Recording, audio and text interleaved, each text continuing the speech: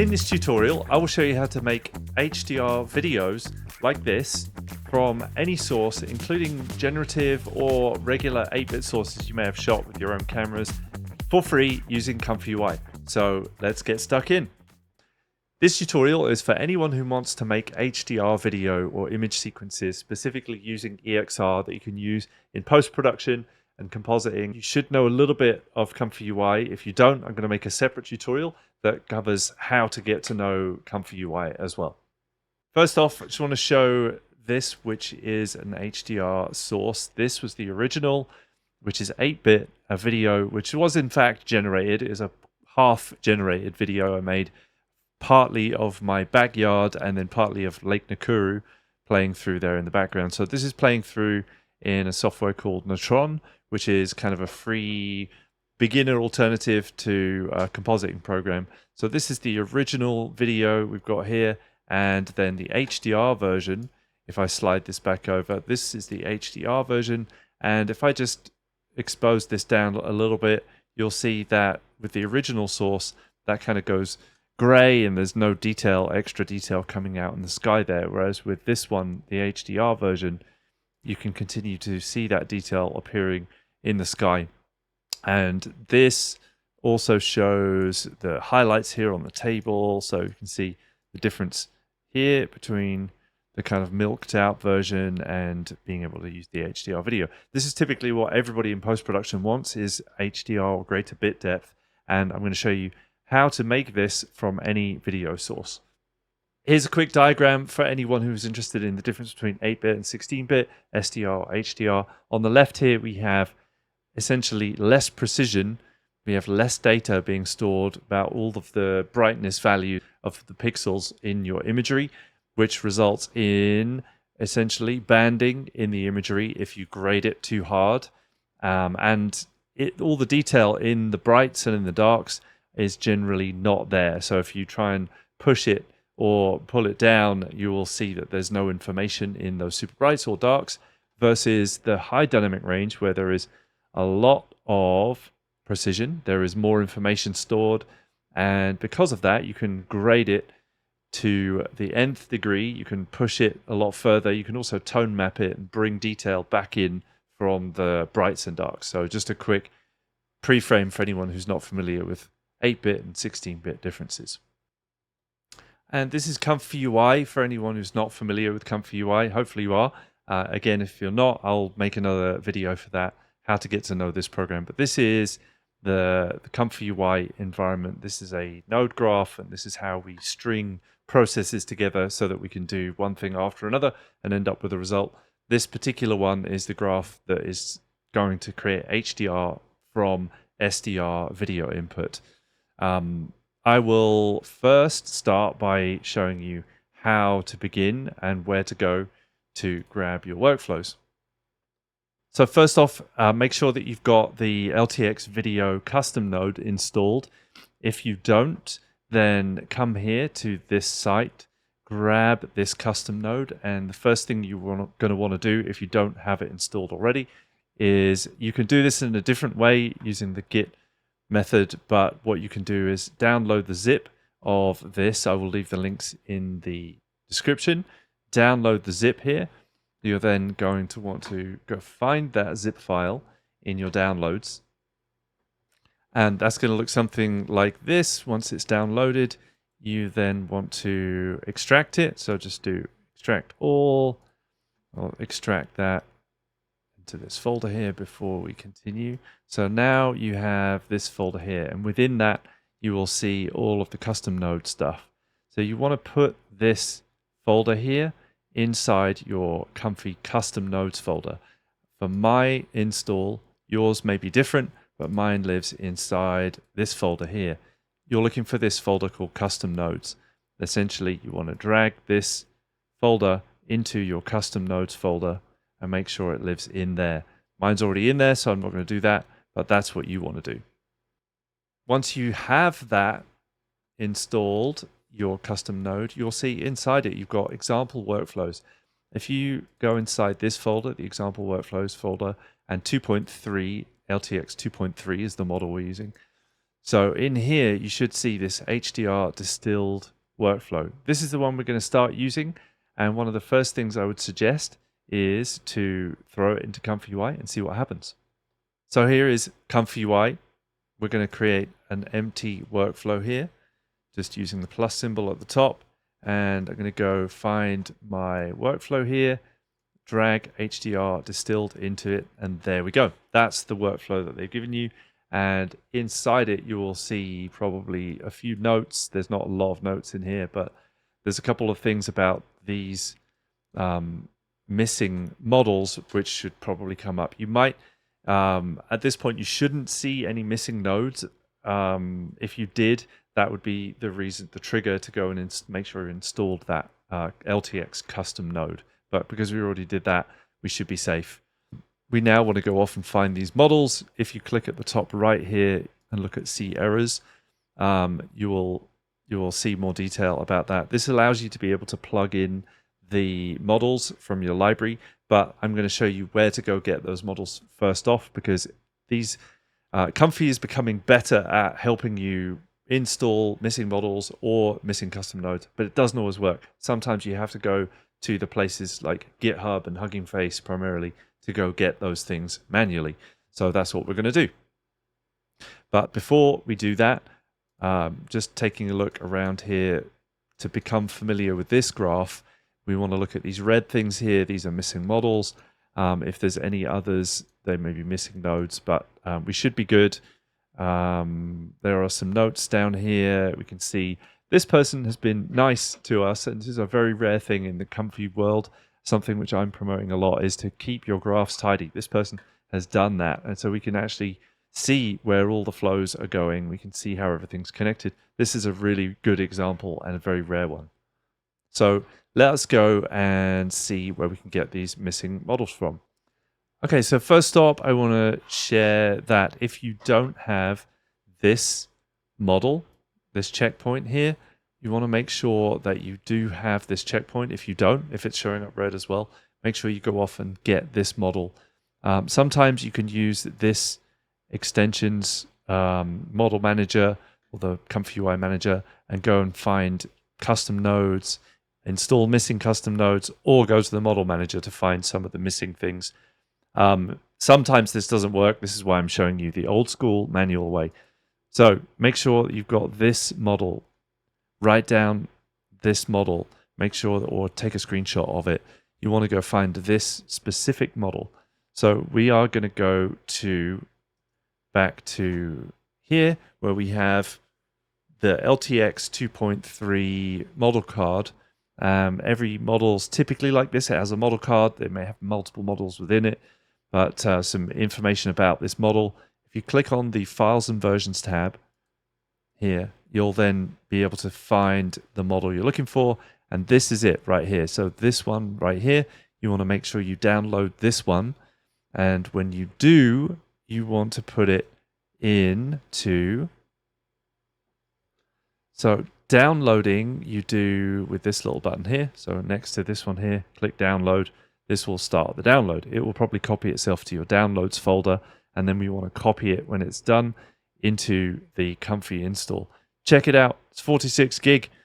Get used to that with this work. It's data heavy. If you want local models, then you have to pay the price with your hard drive. Okay, so let's go download this, and then I'll see you back here in a minute. So for your downloaded model, where we want to put that, remember we put our custom node in custom nodes. If you see this models folder next to it, we want to put your model in models, diffusion models. So this is the place we're going to copy this into. You can see that in this case, we already have this one installed. So, okay, so when you've downloaded it, the place you want to copy it into is next to where we just copied that custom node. So underneath custom nodes, here you will, wherever you installed Comfy to, you should have custom nodes, models, and some other folders underneath. In models, underneath models, you'll see this checkpoints folder. This is where we want to put this because it's a checkpoint. Remember, this is a checkpoint. It says at the top there, load checkpoint. So we know it's a checkpoint. Therefore, we know we need to put it in the checkpoints folder. Put your enormous file that you just downloaded, this one here, into that folder, and then you should be good to go. Okay, so the next one you want to grab is the LoRA, and I'm putting all of the links for these things in the description. So the LoRA you want to get is this one, LTX 2.3 22B IC LoRA HDR snappy title. I know this is your LoRA that's going to do the work in making your 8 bits turn magically into 16 bits. So in the files and versions section here, you want to download these two. Again, same deal. Click the download button twice, and then let's go back to our Comfy install folder. Once that's downloaded, copy it into your models folder again. So we're going to come here, models, and instead, this time we're going to go all the way down here to our LoRAs folder. And here we've got our LoRAs. So let me just show the list view there. Our LoRAs here, we've got the HDR LoRA and the HDR scene LoRA here. You may also need to get this one, in which case just do a Google search for the Distilled LoRA. That's the second one in the list here, so this one here. You may also need to go grab this one if you don't have it already. But just do a simple Google search, or I may put a link for that into the description as well. Make sure you've got all the LoRAs in this that are red here. The other one you might need is this one here. Again, just search for the name. You should be able to find it pretty easily. This one, Comfy Gemma 312B IT.SafeTensors. Do a search for it. It is going to come up really easily if you do that. Download it and put this into your text encoder folder, which I will show you in just one second. Okay, here it is, the text encoders folder. And again, under models, text encoders, make sure that Gemma 3 model is in there. So when you've got all of those, restart Comfy. You should have your custom node, all of these models, this text encoder, the LoRAs, the checkpoint for LTX 2.3. You've got all of those in the right folders in Comfy, and you've restarted it. You should load this back up with no red, and that's a good time. Okay, now you've got that all loaded. There's no red. All of this stuff cleared up. Let me know if you have any trouble with that, but as long as this loads okay, you then want to load your source video into here. So choose the file, upload it here. This is your video you're going to turn into 16-bit video. If this is part of a longer generative workflow, then this will be a bit different. But if you're just loading up a video to convert to 16-bit, do this, come here, load the video in here. What it's then going through is this workflow, which is loading the LoRAs, the models. It is getting to this section here where it's encoding this prompt. The prompt is very straightforward. It's just HDR footage. That's it. And the negative prompt, which is don't make it look like a game or bad or whatever. So this is what's doing the work to trigger the LoRA and tell it to give us the 16-bit result. It's going to pass through some other nodes here. I won't go into too much depth on this in this tutorial, but this should all just work with the defaults here from this workflow. Bar one thing, which I'm going to show you how to fix. Okay, so going through to this, all of these lovely nodes here. Look at them go. We're going to essentially ignore all of that. We're going to hit run, and it is then going to go off and generate. When it's done, it will show you a video preview here. Ignore that because it is just a video preview. It is not the files that you're really interested in. Those files are going to be actually stored into this, where this node here is pointing. So you have some control here. You can save your EXR. You can save it to a specific place, and you can tell it what frames per second this is at. So do that. Set the frames per second based on the video input that you gave it. Leave all the rest of this as a default. This node is the one that is going to generate your EXRs. It's going to spit your EXRs out. Make sure this is all on defaults, so don't worry too much about it. The notes here are here to help you, so you can read them if you like. The ones to note, I guess, are going to be this one, which says EXR output is best viewed in DJV. I use DJV, but also use Natron because there's a bit more control in there. You can, anything that will load EXR sequences up, you can use, but you need to use something that's capable of viewing high dynamic range video or image sequences. This one here tells you that exposure adjusts the SDR preview only, so it doesn't affect the HDR because that's stored in linear format. It is not going to affect the output of your EXRs. And this is where they're going to be stored. So they're going to be stored in the output folder of your install, of your Comfy install, and in this next folder here. So make sure you name this to be something where you want it to be stored, and then run the workflow. But before we do that, before we run it, I just want to advise you of a trap that I fell into, which is this is your decode node that it comes with. This workflow comes with this one. Delete this one and replace it with a standard VAE decode. So just take the inputs that were coming into the tiled one, replace that with a standard VAE decode. This should work great. This did not work great for me. So do that. And once you've done that, and you've made sure that this output folder is correct, run the workflow. This save video, again, it's a preview. The EXRs that come out are what you're really interested in. And here they are. So this is the folder. Again, it's Comfy desktop files in the output folder. I guess you don't need that first output there because that's created a sub output folder, which you don't really need. But you get the gist. So put the folder names into that text field, and that's where it'll put them. This is the EXR sequence. It's nothing much to look at, as you can tell. It's just a whole bunch of files. Windows doesn't like displaying previews for these files. That's why we want to go take them into a program that can read EXR and high dynamic range imagery. So let's do that. And here we are back in Natron. I will post a link for where to install Natron and a very quick glimpse into how Natron can view EXR sequences. If you simply install Natron here in the graph viewer down the bottom here, you will see nothing. First off, you want to grab your folder with your images in, not the file, and drag this folder into the graph here. Release it and it will load up your entire image sequence here.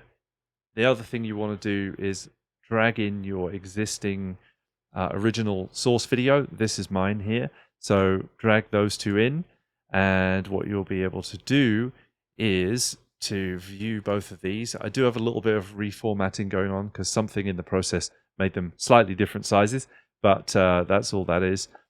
Otherwise, you're really just looking at the difference between this and this here. And what I've got here is a split view so that I can see the difference between the two at the same time. So that allows me to be able to fade between the two and be able to compare the two. So at the top here, what we've got is the ability to expose down and see what happened. In the sun here, if you hover over that, just around here, you will see the values. So you can see those RGB values. The top line is the original SDR, which is showing nothing above 1. And the middle of the sun there, it's pure white and it's 1. And then below it, you'll see the HDR value. So they're going up as far as, in some places in the sun there, 4, above 4, 4.5 I saw somewhere. So that is our HDR. And as we expose that down, looking at the HDR side, you'll see all of that detail in the sun, which in this you do not. You just see it going gray and smushy when you expose it down. Whereas this HDR here, we've got that detail, which has kind of been made up for us generatively, but you can also see it in the reflection there on the lake. So you can see how that behaves differently than the shore. That's the contrast between the shore there and the light in the lake there is a place where you'll see it show up really nice and easily there. So there you have it. You have HDR. You can now tone map. You can do grading properly. This is something which could pass through a visual effects pipeline. And I will give you my thoughts at the end. So overall, I think this is a pretty cool method, and being able to generate HDR is something, the things that VFX people want, or people in post-production in general want, are more control, more consistency, and they want greater bit depth, they want higher resolution, so they want 4K and HDR, and what we're starting to move towards, having great upscalers and a bit depth extractors, is being able to do those things. This is, I think, a pretty cool example here. Going back again to the result here, you can see that it's definitely done some cool stuff. It's given me some greater abilities here to be able to find detail in places that I couldn't before and have extra control there, which I didn't have before. It is generative, so it's making stuff up a little bit, but I think it's, in general, doing a pretty good job and giving me a lot of what I would want. For the most part, it seemed to do a pretty good job of being faithful to the pixels in the scene, but just doing the work on the HDR front. So that was cool, but it did do something slightly strange position-wise. I'm still trying to figure out whether that was my fault or its, but hopefully, anyway, where we're moving towards is this only adding extra bit depth, not doing anything else to any of the rest of the pixels. And it may again have been my mistake in the process that made it slightly shift in position. But yeah, very cool. I'm going to test it more thoroughly, and I'll come back and comment on that in a bit. But yeah, so far pretty impressed. I like the idea of being able to use this within a generative graph within Comfy. In general, I'd love the ability to be able to not have to go to this much complexity to get this to happen, which I'm sure we'll see unravel in the future. But at the moment, if you want to do this, you can do it on your machine. This generated in, I think it was about 7 minutes on my laptop, 5090. Anyway, pretty impressed with this being a local model, it being kind of free to generate, and check the details on any free models, because I am hearing that some of them have a revenue limit before you should start paying for that. So another little PSA, always check the usage capabilities of local models. But yeah, for me, so far, impressed. And we'll come back again with another video. I'll do that one on ComfyUI and how to start ComfyUI if you've never done it before. Please consider subscribing to the channel. It's the simplest way that you can help me to keep doing this work, and it gets it out to more people, so I appreciate that. I hope you're all out there making cool stuff and being excited about this crazy time that we're in, and I'll be back again with another video. See you soon. Take care, everybody.